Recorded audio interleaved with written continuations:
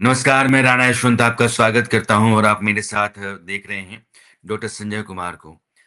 हम दोनों कई दिनों के बाद फिर जुड़े और कई दफ़ा हम यह तय करते हैं कि हमको रोज़ बात करनी चाहिए। मगर कुछ न कुछ ऐसा हो जाता है कि हम जुड़ नहीं पाते। हम वायदा तो नहीं करते हैं लेकिन ये भरोसा आपको दिलाते हैं कि रोज़ाना हम बिहार के मामलों को लेकर के जब कभी देश की राजनीति ऐसी करवट लेगी कि उस पर भी चर्चा बहुत ज़रूरी हो, तो हम उस पर भी बात करेंगे। लेकिन बिहार तो ज़रूर। और अभी जिस मसले को लेकर के हम आए हैं, दरअसल बिहार की सरकार जो नई है, नीतीश कुमार वाली, इस सरकार ने अपनी मंशा बहुत हद तक साफ की है कि चुनावों के दौरान लोगों से हमने रोज़गार पैदा करने और बिहार के लोगों को बिहार में रह कर के काम करने की जो उम्मीद जगाई या वायदा किया, उस पर खरा उतरना है, उसको पूरा करना है। तो 2 अलग-अलग ज़िलों में एसईज़ेड जिसको स्पेशल इकोनॉमिक ज़ोन कहते हैं, बेतिया और बक्सर, उसमें डेवलप किए जाने की बात है। 250 एकड़ दोनों जगहों पर है और लगभग सवा 200 करोड़ रुपए इन पर खर्च किए जाएँगे। अब ये एसईज़ेड क्या होगा, इसका डेवलपमेंट कैसा होगा, रूपरेखा कैसी होगी, सरकार की योजना क्या है, बिहार के बाकी हिस्सों में विकास किस गति से आगे बढ़ेगा, बिहार में किस-किस और किन-किन तरह के उद्योगों की गुंजाइश है या सरकार अपनी तरफ से कोशिश कर रही है उनको ले आने की, इस पर चर्चा हम करने जा रहे हैं। यानी कि बिहार की तस्वीर जो आने वाले वर्षों में उभर कर के दिखेगी, दरअसल हम उसकी ज़मीन टटोलने की कोशिश कर रहे हैं। संजय जी, बेतिया और बक्सर एसईजेड ये पूरा प्रोजेक्ट है क्या? इसमें किस तरह की कंपनीज़ आएँगी? और इनके लगने, बढ़ने, पनपने और बिहार के लिए इनके बेहतर होने की संभावना आप कैसे देख रहे हैं? सबसे पहले तो कि ये जो 250 एकड़ में है, ये बिहार का पहला हुँ, विशेष आर्थिक क्षेत्र बनेगा, स्पेशल इकोनॉमिक जोन बनेगा, ये पहला। ठीक है, इसको 2 जोन में बांटा गया है, एक बक्सर में और एक बेतिया में। तो 125 एकड़ में इसको रखा गया है हुँ, और उद्योग मंत्री इसकी कार्य योजना तैयार कर रहे हैं कि कैसे हम इन योजनाओं को आकार देंगे और इसको लेकर के कि कैसे ये जो बिहार में जो 2 विशेष आर्थिक जोन का निर्माण है, जिसको मंजूरी केंद्र ने दी है, हुँ, इसमें पश्चिमी चंपारण का कुमारबाग है जगह हुँ, और बेतिया में जो आता है और बक्सर का नावानगर है। 116 करोड़ है कुमारबाग के लिए और हुँ, 109 करोड़ की योजना तैयार की गई है यहाँ के लिए, जो नवानगर के लिए। बक्सर नावानगर के लिए। हुँ, अब कहता है कि अगर ये उद्योग विभाग इस तरह के सेज की स्थापना करती है और हुँ, ये सक्सेसफुल होता है, तो इस पर आधारित और भी कई सेज की संभावनाएं तलाशी जाएगी। हुँ, तो ये एक अच्छी चीज बनी, जिसको मैं देख रहा था। मुख्यमंत्री जी ने भी सोशल मीडिया पर एक पोस्ट जारी किया है हुँ, कि 1 करोड़ नौकरी और रोजगार के लिए 3 विभाग बनेंगे। वो 3 विभाग की बात की है, हुँ, युवा रोजगार एवं कौशल विभाग, उच्च शिक्षा विभाग और नगर विमानन विभाग। हुँ, हम लोग बराबर बात करते हैं कि हायर एजुकेशन कैसे बिहार में कोलैप्स किया हुँ, और अगर हाई स्किल्ड लोग नहीं होते हैं तो उसकी वजह से उनका वर्क प्लेस कहीं और हो जाता है। हुँ, वो चाहे टेक्निकल पार्ट हो, इंटरप्रेन्योर का पार्ट हो, वो कहीं और शिफ्ट कर जाते हैं। बिल्कुल। इसके लिए विभाग ही अलग कर दिया गया कि नहीं, ये जो हायर एजुकेशन डिपार्टमेंट है, विभाग है, वो अलग विभाग होगा और हुँ, उनको देखिएगा कि कैसे इसमें वो बेहतर कर सकते हैं। हुँ, हुँ, युवा रोजगार एवं कौशल विभाग, मैं देख रहा था, हुँ, जो पूर्व चीफ सेक्रेटरी थे अमृत लाल मीणा, वो हुँ, कह रहे थे कि भाई पहले जो युवा रोजगार और कौशल विभाग था, वो हुँ, श्रम संसाधन विभाग के अंतर्गत आ जाता था हुँ, और उसमें बहुत गति नहीं मिल पाती थी। हुँ, अब इस विभाग को ही अलग कर दिया गया है। हुँ, तो एक तो ये, और एक नगर विमानन विभाग, कि जब तक एयर कनेक्टिविटी नहीं होगी, जो हुँ, निवेशक है, चूंकि निवेशक के पास तो समय का अभाव होता है। हुँ, अब जहां पर आपका स्पेशल इकोनॉमिक जोन होगा वहां सीधे फ्लाइट से आए, हुँ, कैसे एयरपोर्ट, जो बिहार में कई एयरपोर्ट बने हैं, उसकी कनेक्टिविटी को कैसे स्मूथ किया जाएगा, उन चीजों को वो देखे और फिर वहां से फिर वो चले। तो इसके लिए नगर विमानन विभाग बिहार में पहली बार बनाया गया कि वो एयर कनेक्टिविटी को कोऑर्डिनेट करेगा, वो विभाग। अब अगर उसको हम लोग देखते हैं तो एक बड़ी शुरुआत है। मैं देख रहा था कि 12-13 इंडस्ट्री की संभावना है जिसमें सरकार पूरी तरह से प्रोत्साहन देगी। और जो एक कहीं ना कहीं से लेकर के एक जो डाउट होता था लोगों को कि भाई ये जमीन कहां से आएगा, जमीन कहां से आएगा, तो इन दोनों जगहों पर बियाडा ने कहा है कि हमारे पास पर्याप्त भूखंड है, हमारे पास जमीन की कमी नहीं है। अच्छा। हाँ, कहा कि नहीं, बियाडा ने जमीन दिया है, कहा कि हमारे पास पर्याप्त जमीन है, वो कोई ऐसा नहीं है कि लैंडलॉक्ड स्टेट है तो हमारे पास जमीन की कमी है। और दोनों के पीछे का रखा, जैसे नावानगर बक्सर वाला, तो कैसे वाराणसी और बिहटा एयर से उसकी कनेक्टिविटी की जाएगी, कैसे उत्तर प्रदेश के वो नजदीक है, नेपाल कैसे माल भेजना आसान होगा, बेतिया स्पेशल इकोनॉमिक जोन से।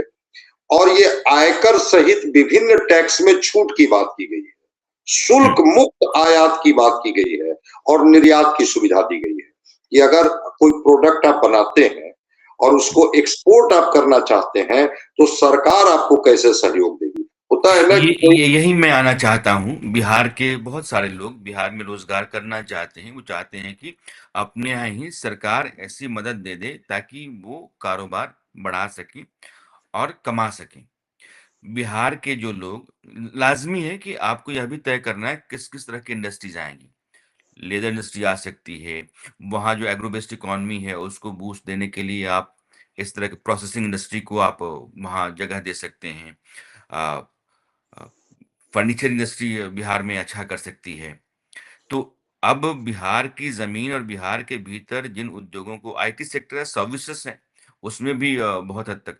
तो किस तरह की इंडस्ट्री को बिहार सरकार प्रायोरिटाइज़ कर रही है इस एसईजेड के लिए, और इन्वेस्टमेंट कितना होगा, और सरकार अपनी तरफ से जो कुछ भी करना चाहती है वो क्या है? इसको लेकर कुछ क्लैरिटी है क्या? नहीं है क्लियरिटी। और हुँ, इसमें मैंने बताया ना कि चूंकि एग्रो बेस्ड इंडस्ट्री की बात इसमें सबसे अधिक की गई है हुँ, कि जो रॉ मटेरियल्स आपके पास हैं, हुँ, अगर वो रॉ मटेरियल से प्रोसेसिंग करके अगर आप उसको प्रोडक्ट भेज सकते हैं मार्केट में, जो बिहार का रॉ मटेरियल होता है प्रोडक्ट कहीं और जाकर के तैयार होता है, पैकेजिंग कहीं उसकी और होती है। हुँ, जैसे एक छोटा उदाहरण मैं बताता हूँ आपको, ये जो पॉपकॉर्न है, हुँ, मक्का तो बिहार में उत्पादन होता है, हुँ, हुँ, तो पॉपकॉर्न बना करके उसकी पैकेजिंग कहीं और की जाती है और उसका पैसा वहां चला जाता है। तो इसको लेकर के भी कहा गया है कि आपको पैकेजिंग, उसकी प्रोसेसिंग, इसको लेकर के भी अगर आप इंडस्ट्री शुरू करना चाहते हैं, और मार्केटिंग कि ताकि आप उनको बाजार में कैसे पहुंचा सके, ये हुँ, तीनों के लिए कहा है सरकार ने कि हम आपको सुविधाएं मुहैया कराएंगे। और शुरू में टैक्स फ्री की बात की गई है कि होता है कि इतना इंपोर्ट ड्यूटी आप पर लगा दिया गया, फिर आप कहीं एक्सपोर्ट कर रहे हैं तो एक्सपोर्ट ड्यूटी इतनी लगा दी गई कि जिसकी वजह से कहीं ना कहीं आपका जो इन्वेस्टमेंट है वो बीच में दम तोड़ देता है। हुँ, इसको लेकर के अलग अलग क्षेत्रों में, अब जैसे जो भागलपुर का इलाका है सिल्क, हुँ, तो कहा कि सिल्क इंडस्ट्री को आप प्रमोट कीजिए, हम उसमें आपकी मदद करेंगे। वो जो आपको याद होगा चनपटिया, जो हुँ, एंटरप्रेन्योरशिप का एक बड़ा ये बना, हुँ, बेतिया को भी उसी तर्ज पर कि जो हमारे कारीगर हैं, जो बहुत सारे वर्क करते हैं कपड़ों पर, वो और जो सामान बहुत सारा बनाते हैं, तो उसको आप यहीं बनाइए और उसकी प्रोसेसिंग, उसका पैकेजिंग और उसकी मार्केटिंग, तीनों में सरकार आपको प्रोत्साहित करेगी। इवन यहां तक इसमें प्रोविजन है कि अगर आपका प्रोडक्ट को सरकार को, गवर्नमेंट को खरीदने की जरूरत पड़ेगी तो गवर्नमेंट भी खरीद लेगी। इस अच्छा। तरह का भी, हाँ, इस तरह का एश्योरेंस कि अगर आप कोई प्रोडक्ट बना रहे हैं और बिहार सरकार को खरीद करके भी कहीं एक्सपोर्ट करना हो, आप कहीं इंटरनेशनल लेवल पर एक्सपोर्ट करते हैं, अच्छी बात है, नेशनल लेवल पर करते हैं, अच्छी बात है, उसके बाद भी सरप्लस प्रोडक्ट अगर आपके पास है तो हुँ, सरकार भी खरीदेगी। आपके प्रोडक्ट का क्वालिटी अगर अच्छी होगी तो सरकार भी उसको खरीदेगी। तो सबसे बड़ा संकट तो वहीं जाकर के होता है ना कि मार्केटिंग लोग नहीं कर पाते हैं और सरकार इस बार दृढ़ संकल्पित है। अब एक जो एसी जोन है उसमें 10 से 15,000 रोजगार की संभावना है। 10 से 15,000 तो ये 30,000 सरकार रोजगार बनते हैं।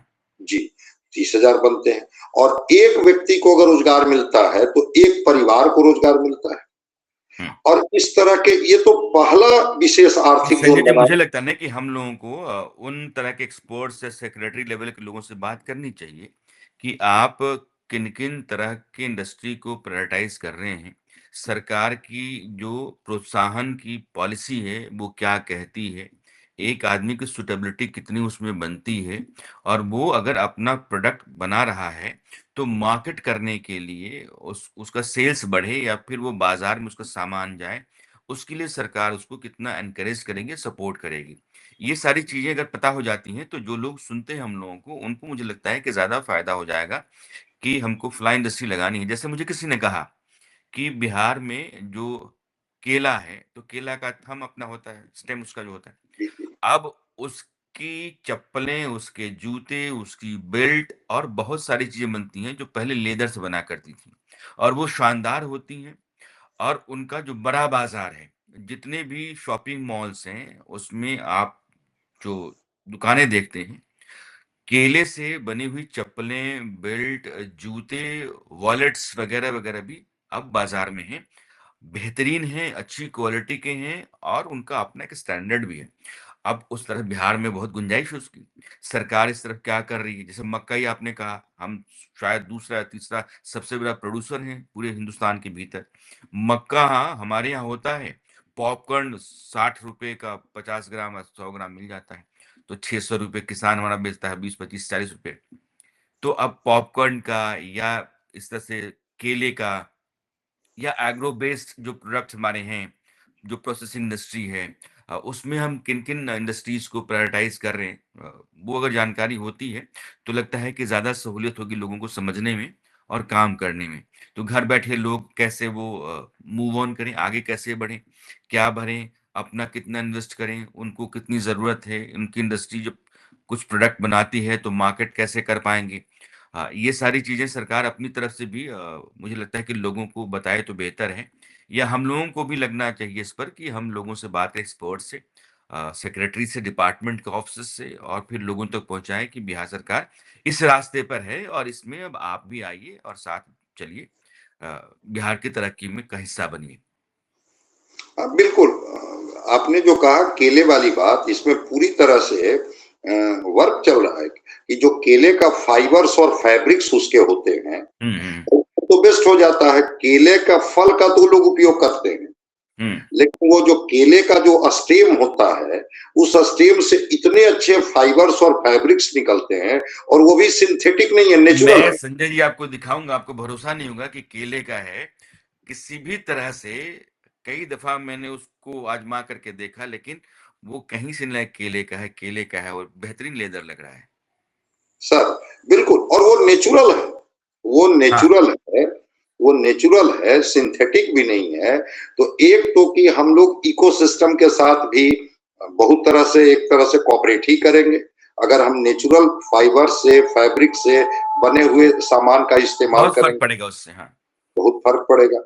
और दूसरी चीज कि जिस तरह से बिहार में संभावना है, परसों दिन हुँ, रखा गया, टेबल किया गया ये हाउस में, हुँ, उसमें आपको जानकर के आश्चर्य होगा कि मछली उत्पादन में हुँ, बिहार अब चौथे स्थान पर आ गया है। क्या बात मछली है। उत्पादन हुँ, और दूध उत्पादन में छठे स्थान पर आ गया है। और एक जानकर के और आश्चर्य होगा, विजय लक्ष्मी उनके सचिव हैं, एनिमल हस्बेंड्री में है, हुँ, हुँ, उन्होंने कहा कि जो 24-25 का जो फाइनेंशियल ईयर है, हुँ, उसमें जो नेशनल एवरेज है दूध का, हुँ, मछली का, अंडा का और मीट का, ये उससे सब ऊपर है। में बिहार सब में अव्वल हो गया। हुँ, भाई बिहार के किसान अगर इतना अधिक उत्पादन कर रहे हैं, तो आप कल्पना कीजिए ना, माने 10% की बढ़ोतरी है दूध उत्पादन में बिहार में, 10% की बढ़ोतरी हो गई। हुँ, अंडा उत्पादन में, तो ये जो सारे प्रोटीन प्रोडक्ट हैं, अब क्या है कि अगर ये सारे जो उत्पाद हैं, इसके वेस्ट को हम लोग अगर उसको चैनलाइज करके या जिसको रिसाइकिल करके और इसको प्रोडक्ट के रूप में बनाते हैं, तो मैं मानता हूं कि एक बड़ा बूस्टअप देगा। क्योंकि आपके पास रॉ मटेरियल्स तो हैं, तो रॉ मटेरियल्स का इस्तेमाल नहीं करते हैं। हनी भी हम लोग कभी बात कर रहे थे, बिहार में बहुत अच्छे पास्चुअरीज है, बहुत अच्छे अच्छे बगान है, बड़े पैमाने पर दाल की खेती होती है, टाल का इलाका बहुत है, नदी का जो तराई का इलाका जिसको हम लोग दियारा का इलाका कहते हैं वो बहुत है, और अच्छे किस्म का शहद यहाँ से निकाला जा सकता है जो विश्व के बाजार में ये हो जाएगा, compete करेगा। तो ये छोटे से लेकर के बड़े तक की संभावना है। बिल्कुल आपने सही कहा, हम लोग थोड़ा बात करेंगे उनसे कि सेक्रेटरी साहब से कि भाई कौन-कौन से उद्योग के लिए कितना आप जमीन मुहैया कराएंगे और उसके कितनी लिए जमीन चाहिए, कितनी पूंजी चाहिए, सरकार कितना पूंजी देती है, आपको अपनी रकम कितनी लगानी होती है, जब प्रोडक्ट है तो उसका बाजार सरकार वहां कैसे आपका हाथ बटाएगी या आपको आगे बढ़ाएगी, ये सारी चीजें साफ होती हैं तो लोगों को भी इससे फायदा होगा। हाँ बिल्कुल, जैसे आप अगर अभी तो चूंकि बिहार में चुनाव में आप आए थे, कवर कर रहे थे, अगर आपको मिथिला हाट देखने का मौका मिला होगा, गया था मैं। जी, तो आप गए होंगे तो मिथिला हाट आपने देखा होगा। वो सारा वो जो मिथिलांचल का जो बनी हुई सामग्री है वही तो मिथिला हाट में है। और वो मिथिला हाट की मार्केटिंग इंटरनेशनल लेवल पर है। अगर हर स्पेशल इकोनॉमिक जोन में एक हाट उस तरह से डेवलप किया जाए जहां मार्केटिंग के लिए वो एक हो, लाइसेंसिंग की आप इंटरनेशनल मार्केट में भी आप अपने प्रोडक्ट को भेज सकते हैं, नेशनल मार्केट में भी भेज सकते हैं और आपके प्रोडक्ट को सरकार भी खरीद सकती है। तो मुझे लगता है संजय जी ने कि हम लोगों को एक कॉन्क्लेव करना चाहिए, बिहार के औद्योगिक विकास की जो संभावनाएं हैं, सरकार की नीतियां और लोगों के बीच में एक सेतु का काम करना चाहिए। और ये रफ्तार थोड़ी और बढ़ सकती है अगर बहुत क्लैरिटी हो गवर्नमेंट के लेवल पर और लोगों के बीच अवेयरनेस हो तो। नहीं, अवेयरनेस तो है, जैसे भी आपने कहा ना, मक्का उत्पादन की बात आपने कही, पॉपकॉर्न नहीं, 47 इथेनॉल प्लांट की बात हुई है बिहार में। 12 फंक्शनल है, कुछ लोग कहते हैं कि 17 फंक्शनल है, कुछ लोग कहते हैं कि 22 फंक्शनल है, और 9 की और योजना है। अगर 22 भी मान के चला जाए तो 22 और 9 31। अब ये ग्रेन से इथेनॉल बनता है और 10 से 20% भी अगर इसको पेट्रोल के साथ मिक्स किया जाए, जो एमओयू इनके भारत सरकार के साथ साइन हुआ है, तमुई में एशिया का सबसे बड़ा इथेनॉल प्लांट है जो ग्रेन से इथेनॉल बनाया जाता है, एशिया का सबसे बड़ा।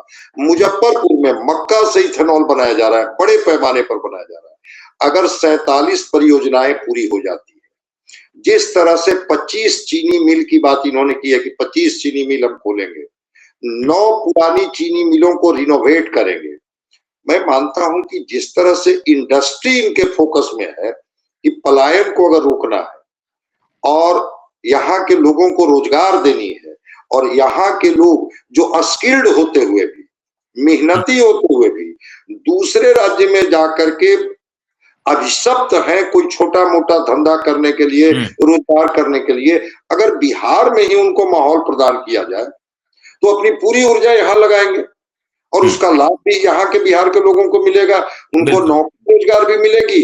और जो लोग अपनी पूंजी, अपनी बुद्धि, अपना स्किल, अपनी क्षमता, अपना नेटवर्क का इस्तेमाल दूसरे राज्यों में जाके करते हैं, अगर वो बिहार में करेंगे तो बिहार का भी भला होगा और लोगों का भी भला होगा।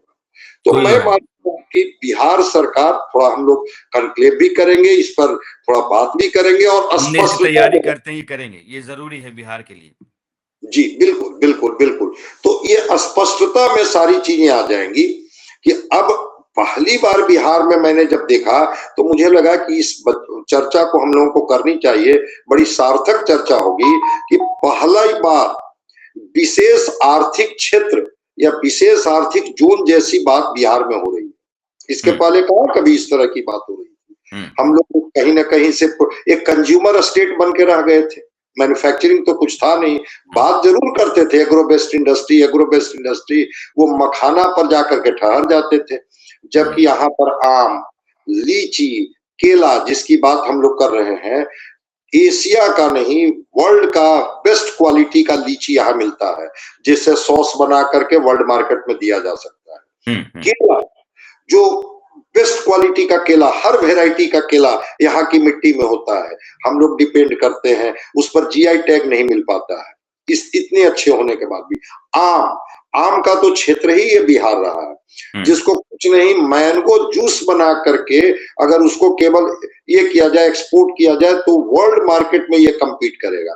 तो जरा ब्लूप्रिंट और रोड मैप पर हम लोग बात करेंगे। जो है, ये जरूरी है। बिहार कंज्यूमर मार्केट ही रहा है, वो कभी भी कुछ प्रोड्यूस नहीं कर पाया। मैं आपको संजय बताना बात खत्म करने से पहले, बाढ़ में एक रोड किनारे ढाबा था, तो वहां मैं दोपहर में लिट्टी खा रहा था। तो चलते समय मैंने जीरा पानी लिया। जीरा पानी, उस पर लिखा था मैन्युफैक्चर्ड इन पटियाला।